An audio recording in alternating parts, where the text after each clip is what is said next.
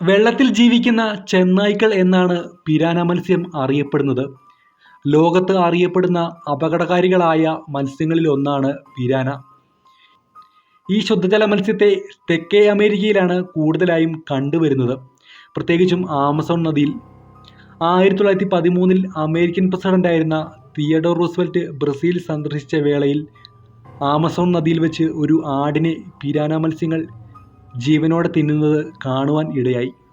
നിമിഷ നേരം കൊണ്ട് ആടിൻ്റെ അസ്ഥികൂടം മാത്രമാണ് പിന്നീട് റൂസ്വെൽറ്റിന് കാണാൻ കഴിഞ്ഞത്.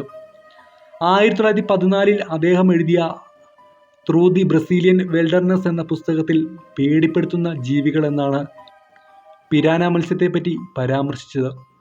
ഉറപ്പുള്ള താടിയലും ഈർച്ചവാൾ പോലുള്ള പല്ലുകളും പിരാന മത്സ്യത്തിൻ്റെ പ്രത്യേകതയാണ്. ഈ മത്സ്യത്തിൻ്റെ പല്ലുകൾ കൊണ്ട് ആയുധങ്ങൾ ഉണ്ടാക്കാൻ ഉപയോഗിക്കാറുണ്ട്. വേനൽക്കാലത്ത് നദികളിൽ വെള്ളം കുറവാകുകയും തീറ്റ കിട്ടാനുള്ള വിഷമവും ഒത്തുചേരുമ്പോൾ പിരാനകൾ കൂടുതൽ ശൗര്യം പ്രകടിപ്പിച്ച് തുടങ്ങുന്നു. പിരാനകളുടെ ആക്രമണം ഭീകരമായ ഒരു അനുഭവമായിരിക്കുമെന്ന് പലരും സാക്ഷ്യപ്പെടുത്തുന്നു. കൊല്ലുന്നതിന് മുൻപ് തന്നെ ഇരയെ പിരാനകൾ തിന്നാൻ തുടങ്ങിയിരിക്കും. അത് മനുഷ്യരായാലും ശരി, കന്നുകാലികൾ ആയാലും ശരി. 2007 190 പിരാന ആക്രമണങ്ങളാണ് റിപ്പോർട്ട് ചെയ്യപ്പെട്ടത്. ഇതിൽ പലർക്കും അംഗവൈകല്യം സംഭവിച്ചു. 2013 ബോട്ടപകടത്തെ തുടർന്ന് നദിയിൽ വീണ ഒരു 6 വയസ്സുകാരിയെ പിരാനകൾ തിന്നു തീർത്തതായും റിപ്പോർട്ടുണ്ട്.